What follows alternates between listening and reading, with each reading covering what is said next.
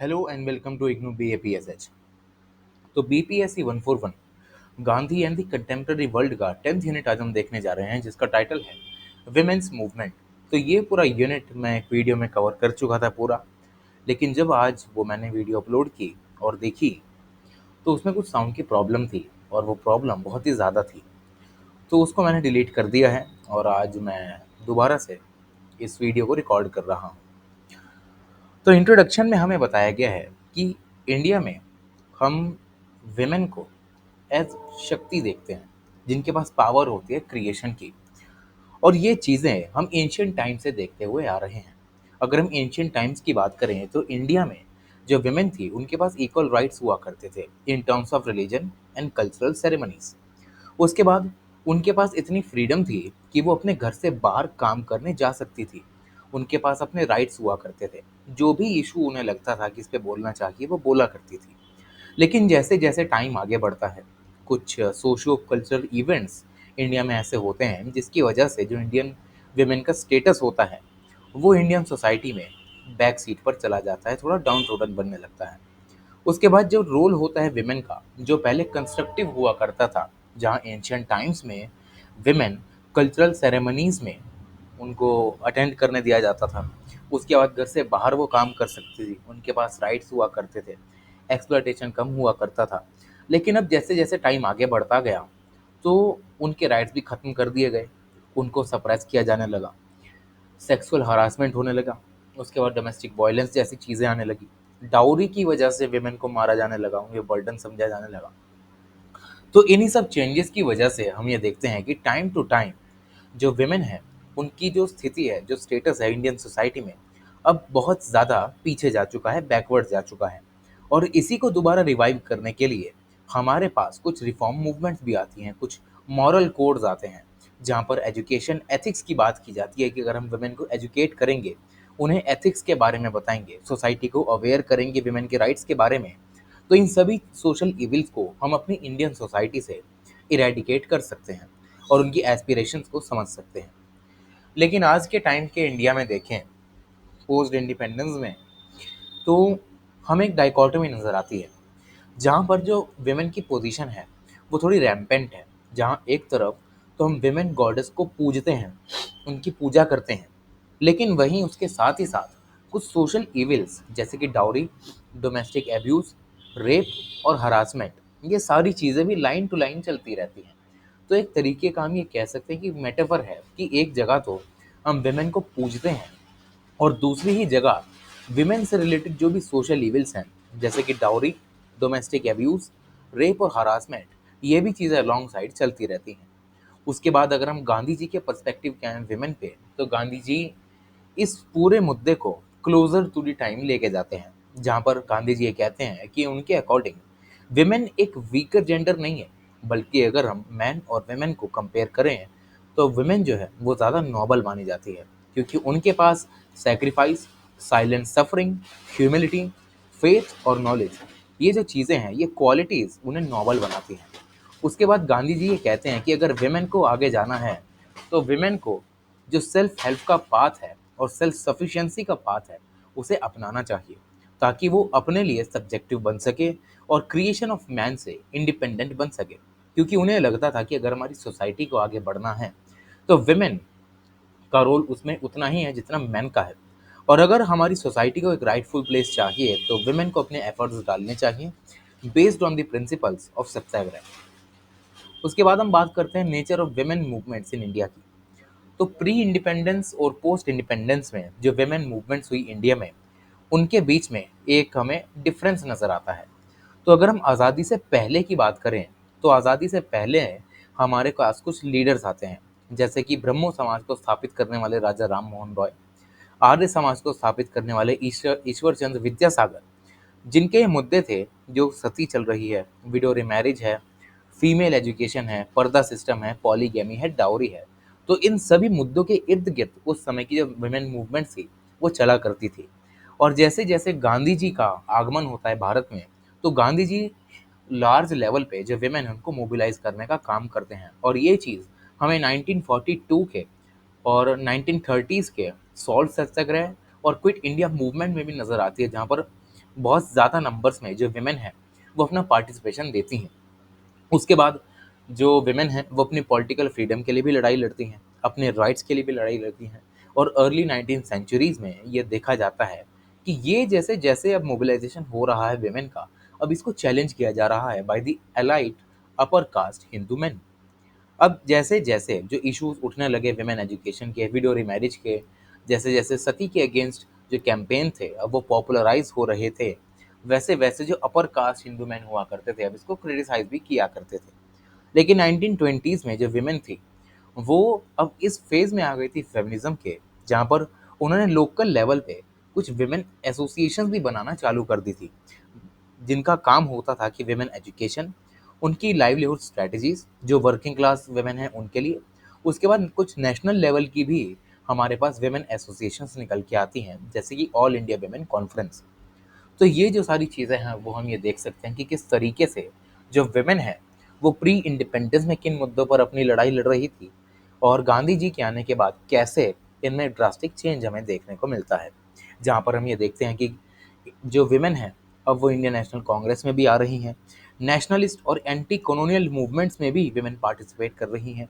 गांधी जी की लीडरशिप की वजह से मास मोबिलाइजेशन हो रहा है विमेन का, और नेशनलिज्म में भी विमेन को एज ए इंटीग्रल पार्ट देखा जा रहा है।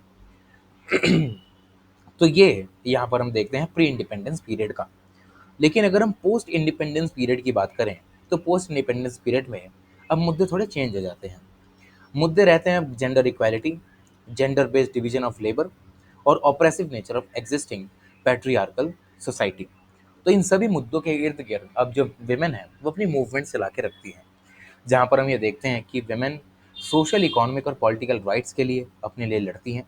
जहाँ पर जो भी ट्राइबल, पेजेंट्स और हमारी इंडस्ट्रियल वर्कर्स विमेन हैं, वो अपने राइट्स के लिए लड़ती हैं। उसके बाद जो मूवमेंट्स हैं वो वर्क प्लेस कंडीशन के लिए भी यहाँ पर लड़ी जाती हैं, क्योंकि वर्क प्लेस पर भी हम ये देखते हैं कि विमेन को हैरास किया जाता है, उनको सप्रेस किया जाता है, उनको उतनी वेज नहीं मिलती जितना वो काम करती हैं। तो ये भी एक मुद्दा रहता है। थर्ड है कि अनइक्वल रिन्यूमरेशन, जो भी हम इसमें देख चुके हैं कि उन्हें कम पगार मिलती है, उनको सप्रेस किया जाता है मैन के द्वारा, तो ये भी है। लास्ट है कि जो सोशल मूवमेंट्स हैं, जहाँ पर चाइल्ड एबॉर्शन होते हैं, क्योंकि पहले के टाइम पे अगर पता चलता था कि आने वाला जो ऑफस्प्रिंग है वो लड़की है, तो उसको अबॉर्ट कर दिया जाता था। तो इसके अगेंस्ट भी जो वेमेन है वो आगे जाके मूवमेंट्स करती हैं। तो ये होती है हमारे पास प्री इंडिपेंडेंस की मूवमेंट्स, और ये होती है पोस्ट इंडिपेंडेंस की मूवमेंट्स। आगे बढ़ते हैं विमेन मूवमेंट्स इन इंडिया में। तो विमेन मूवमेंट इन इंडिया में सबसे पहली ही मूवमेंट जो सबसे फेमस हुई है वो है चिपको मूवमेंट ऑफ 1973। तो अगर हम मेजर इश्यूज को देखें विमेन के डेली बेसिस पे, क्योंकि 1973 का दौर चल रहा है, अभी भी भारत जो है वो जो डेवलपमेंट की राह है उस पर चल रहा है, उस पर उसने शुरू किया है चलना। तो बहुत सारी विमेन जो थी हमारी उस समय पर जो सोसाइटी थी वो रूरल एरियाज में रहा करती थी। तो जो पर्टिकुलर विमेन रूरल एरियाज में रहती थी, तो उनको फायरवुड चाहिए होता था चूल्हा जलाने के लिए, लकड़ियाँ जिसे हम कहते हैं। उसके बाद उन्हें मीलों चलना पड़ता था पानी भरने के लिए, कुओं से, तालाबों से, नदियों से।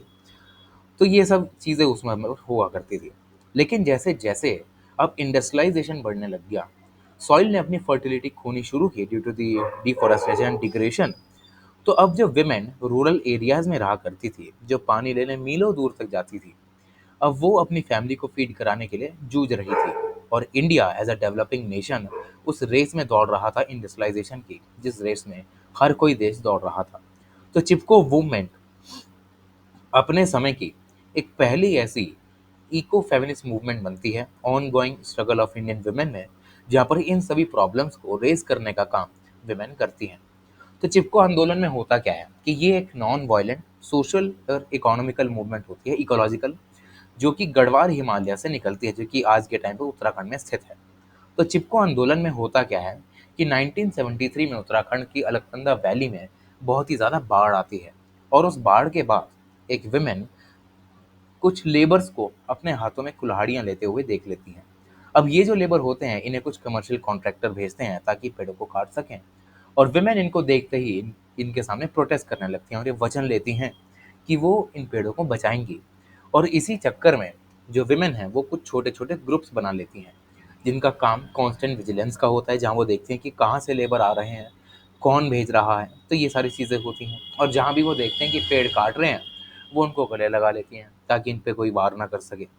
उसके बाद 75 दिन के अपीलिंग काउंटर पार्ट से हम ये देखते हैं कि जो विमेन है, वो 75 दिन तक अपने काउंटर पार्ट यानी कॉन्ट्रैक्टर जो कॉन्ट्रैक्टर होते हैं, इनसे अपील करती हैं कि जो रीजन है, इसे छोड़ दिया जाए, इसमें पेड़ों को ना काटा जाए और कमर्शियल एक्सप्लॉयटेशन छोड़ दिया जाए। इसमें कुछ सिग्निफिकेंट कैटलिस्ट भी आते हैं, जैसे कि हिमा देवी, गौरा देवी, गंगा देवी और बिमला बहन, सरला बहन। तो ये सारे इसके कुछ मेजर एडवोकेट्स हैं इस पूरे मूवमेंट के। तो ये यहाँ पर बात होती है। उसके बाद जो नर्मदा बचाओ आंदोलन है, इसे हम यूनिट नंबर 9 में कवर कर चुके हैं, ये रिपीटेशन में है। अब बात करते हैं एंटी डाउरी मूवमेंट की।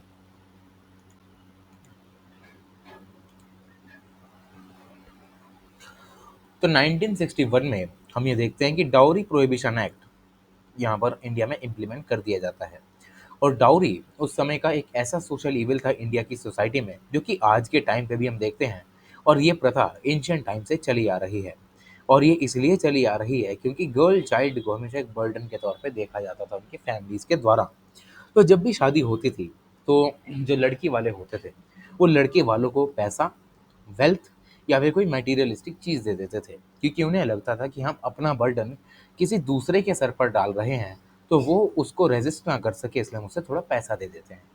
तो यहाँ से जो डाउरी है वो शुरू होती है। तो 1980s में जो डाउरी से रिलेटेड डेथ होती हैं, जो रिपोर्ट की जाती हैं इंडिया में, वो ऑल ओवर इंडिया से रिपोर्टेड होने लगती हैं और ये धीरे धीरे बढ़ने लगती हैं। और इसके बाद जब ये चीज़ें पब्लिक में आती हैं, तो इनके अगेंस्ट प्रोटेस्ट भी ऑर्गेनाइज किए जाते हैं। लेकिन 1977, अगर हम 1980 से पहले की बात करें, तो अच्छा खासा मोमेंटम ये सारी मूवमेंट यहाँ पर गेन कर लेती हैं और डाउरी को एज अ क्राइम यहाँ पर पोर्ट्रे करने दिया जाता है। उसके बाद यहाँ पर प्रोटेस्ट चालू होते हैं महाराष्ट्र, कर्नाटक और गुजरात में। और दिल्ली में सबसे पहले एक ऑर्गेनाइजेशन बनाई जाती है जो कि डाउरी से रिलेटेड क्राइम से यहाँ पर निपटने का काम करती है, जिसका नाम होता है महिला दक्षता समिति। उसके बाद एक स्त्री संघर्ष नाम का एक फेमिनिस्ट ग्रुप है, जो कि डाउरी हरासमेंट को as a topic of discussion बनाता है हाउस होल्ड में और इसके बारे में अवेयरनेस फैलाने का काम करता है। उसके बाद 1 जून 1979 में एक बहुत ही बड़ा प्रोटेस्ट ऑर्गेनाइज किया जाता है, क्योंकि तरविंदर कौर नाम की जो एक महिला है, उनकी डेथ डाउरी की वजह से हो जाती है। जो उनकी मदर इन लॉ और सिस्टर इन लॉ है, वो उन्हें जला के मार देती है। तो इससे जब ये प्रोटेस्ट होते हैं, वो इंटेंसिफाई होना चालू हो जाते हैं। अब ये मूवमेंट्स वेमेन ग्रुप्स भी ज्वाइन करते हैं, बड़े बड़े फेमिनिस्ट ग्रुप्स इन्हें ज्वाइन करते हैं और पब्लिक एरिना में डाउरी हरासमेंट का इशू जो है वो रेज करने का एक काम करते हैं और ज़्यादा से ज़्यादा लोगों तक रीच आउट करने का काम यहाँ पर किया जाता है। उसके बाद हम देखते हैं कि नारी शिक्षा समिति और महिला दक्षता समिति जैसे जो ग्रुप्स हैं, वो सोसाइटी में इतने ज़्यादा रिलीजियसली इसमें लगे हुए हैं कि एक फर्दर डेवलपमेंट हमें इंडिया के लीगल सिस्टम में भी दिखाई देता है इन द दिसंबर 1983, जब क्रिमिनल लॉ में एक सेकंड अमेंडमेंट एक्ट लाया जाता है, जिसका मतलब है कि 498 नाम का एक सेक्शन लाया जाता है, जिसमें आईपीसी के अंदर ये बोला जाता है कि किसी भी तरीके की कोई क्रुएलिटी, भले ही वो फिजिकल हो या मेंटल हो, ये एक नॉन बेलेबल ऑफेंस है और ये पनिशेबल है। आपको इसमें 2 साल तक की सज़ा भी हो सकती है और अच्छा खासा फाइन भी आपके माथे पर चिपकाया जा सकता है। तो ये सारी चीज़ें होती हैं। आगे आता है एंटी अरेक मूवमेंट। ये भी हम 9th यूनिट में कर चुके हैं, तो इसको हमें दोबारा से पढ़ने की कोई ज़रूरत नहीं है। आगे बढ़ते हैं मूवमेंट अगेंस्ट खाप पंचायत। तो 1995 में हरियाणा के जिंद डिस्ट्रिक्ट का एक जवान लड़का अपने ही गांव की लड़की से एक शादी कर लेता है by going against the order of khap panchayat. तो खाप पंचायत इस शादी से जो है वो सहमत नहीं होती है। तो एज अ पनिशमेंट ये पंचायत एक ऑर्डर देती है कि इस लड़के की जो 12 साल की बहन है उसका रेप किया जाएगा। लेकिन अब जैसे ही ये चीज़ें गांव में उतरती हैं, तो इसके खिलाफ एक स्ट्रगल शुरू हो जाता है between the main and women of the village. तो जो मेल सेक्शन ऑफ सोसाइटी होता है उस विलेज का, वो इसका सपोर्ट करता है और वेमेन इसके अगेंस्ट प्रोटेस्ट करती हैं। तो जगमती सांगवान एक रिफॉर्मर होती हैं, जो कि 1000 वेमेन को ऑर्गेनाइज करती हैं एक प्रोटेस्ट में। उसके बाद जो इवन जो ये जो खाप पंचायत के मैन हैं, इनकी जो वाइफ्स होती हैं, वो भी जगमता जो जगमती सांगवान है उनके साथ मिलकर इसके अगेंस्ट प्रोटेस्ट करती हैं। उसके बाद ये पहली ऐसी मास मूवमेंट होती है सांगवान जी की, जहाँ पर हम ये देखते हैं कि विमेन मूवमेंट हरियाणा में बहुत ज़्यादा इंटेंसिफाई हो जाती है और लगभग लगभग 50,000 विमेन को यहाँ पर मोबिलाइज कर दिया जाता है और जनवाड़ी महिला समिति में इनको ज्वाइन करा दिया जाता है। उसके बाद हरियाणा में ही जो हमारी जगमाती सांगवान है, वो कुछ पैशनेट कैंपेन्स भी रन करती हैं against the female foeticide and honour killing. उसके बाद आती है गुलाब गैंग ऑफ 2002। तो सन 2002 में सुमन सिंह चौहान, जो यूपी की बंदौसा से होती हैं, वो एक इंसिडेंट फेस करती हैं। वो ये देखती हैं कि उनकी जो बहन, सॉरी, जो उनकी फ्रेंड है, उनका हस्बैंड जो है अल्कोहलिक है और ये अल्कोहलिक हस्बैंड उनको पीटता है। तो जैसे ही वो ये इंसिडेंट देखती हैं, वो अपने दूसरे नेबर्स और फ्रेंड्स को बुलाती हैं और अपने फ्रेंड के हाउस पे जाती हैं। लेकिन इतनी सारी भीड़ के बावजूद उनका जो हस्बैंड होता है, वो घसीटते हुए अपनी जो फ्रेंड है उसको पीटना दोबारा से शुरू कर देता है। तो इससे एक हम देखते हैं कि जो प्रोटेस्ट है वो यहाँ पर स्पार्क आउट हो जाता है और यहीं जो सोशल इविल्स हैं, इनको इरेडिकेट करने का काम यहाँ पर गुलाबी गैंग करने का काम करती है। उसके बाद ये जो लोग हैं, ये अपने आप को गुलाब गैंग के नाम से पुकारते हैं। अब इनकी जो लिमिट होती है वो ये नहीं होती कि जेंडर बेस्ड जो सोशल इविल्स हैं उनको हटाना है, बल्कि जो भी रॉन्ग डूइंग्स हो रही हैं, जैसे कि होर्डिंग, ब्राइबरी, कास्ट डिस्क्रिमिनेशन, इसके अगेंस्ट भी ये गुलाब गैंग यहाँ पर काम करती है। और गुलाब गैंग क्यों बोला जाता है? क्योंकि एक गुलाबी रंग की साड़ी पहनती हैं और हाथ में अच्छा खासा मोटा डंडा लिए खड़े रहते हैं मारने के लिए। तो ये होती है हमारी गुलाबी गैंग ऑफ 2002। अब हमारे पास आता है movement against AFSPA in Manipur and naked protest in Manipur. तो मणिपुर में सन 2000 के आसपास हम ये देखते हैं कि नॉर्थ ईस्ट का एरिया वैसे ही है, तो इंसर्जेंसी बहुत ज़्यादा होने लगती है। तो इस इंसर्जेंसी को पीस में कन्वर्ट करने के लिए यहाँ पर arm forces special powers act implement किया जाता है ताकि पीस को इस्टेब्लिश किया जा सके। लेकिन जो लोग इसके एरिया में रहते हैं वो ये कहते हैं कि यार, इससे पीस तो आ ही नहीं रहा, बल्कि जो सोसाइटी है उसमें अनरेस्ट और फैल रहा है। तो ये एंटी आफ्सपा मूवमेंट मणिपुर में चालू हो जाती है on the issues of justice, accountability and fundamental rights of life and liberty. तो ये सारी चीज़ों के खिलाफ यहाँ पर अब धरना जो है वो शुरू हो जाता है, जिसमें सबसे बड़ा किरदार निभाती हैं इरोम शर्मिला, जहाँ पर एक विजिबल फेस इस आफ्सपा मूवमेंट का इरोम शर्मिला बनती हैं। ये एक 16 साल का लंबा उपवास रखती हैं इसके अगेंस्ट और एक वर्ल्ड वाइड पब्लिक अवेयरनेस फैलाने का काम इरोम जी करती हैं। उसके बाद 9 अगस्त 2016 को अपना फास्ट तोड़ती हैं। उसके बाद एक नई स्ट्रैटेजी के लिए इरोम जी निकल जाती हैं, जहाँ पर ये इलेक्शंस को कंटेस्ट करने की बात करती हैं। वो ये कहती हैं कि अगर मैं इलेक्शंस लड़ूंगी, पावर आएगी हाथ में, तो गुड गवर्नेंस को इंस्टीट्यूट करने से जो ये मेरी सोसाइटी में जो भी सोशल इविल चल रहे हैं ड्यू टू दी आफ्सपा, ये खत्म हो जाएंगे। उसके बाद जैसे ये मैदान में उतरती हैं, इनको सपोर्ट मिलने लगता है फ्रॉम वेरियस क्वार्टर्स, जैसे कि national association of people movement, Naga people movement for human rights, कुछ women groups, human rights and civil society groups जो कि ऑपरेट करते हैं मुंबई, दिल्ली, हैदराबाद और कलकत्ते में।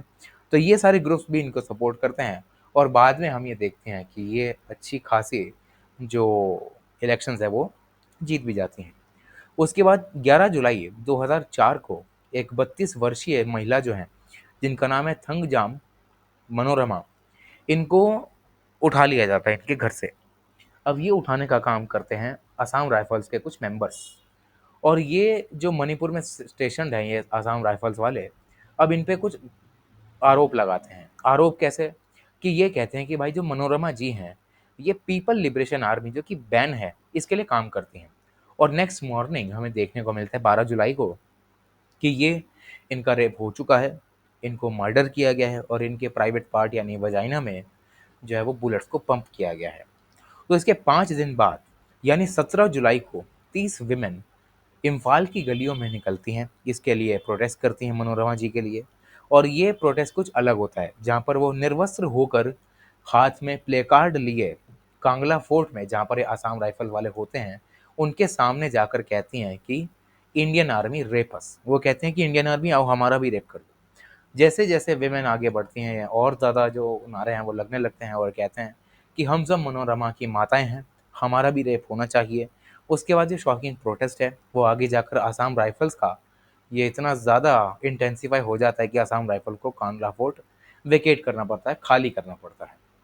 उसके बाद पॉलिटिकल फैक्टर्स को मिटिगेट करने के लिए भी मणिपुर की विमेन जो है वो प्रोटेस्ट करती रहती हैं। उसके बाद जो निर्भया मूवमेंट है ये भी हम देख चुके हैं। अब हम बात करते हैं फंडामेंटल राइट्स वर्सेस मुस्लिम पर्सनल लॉ की।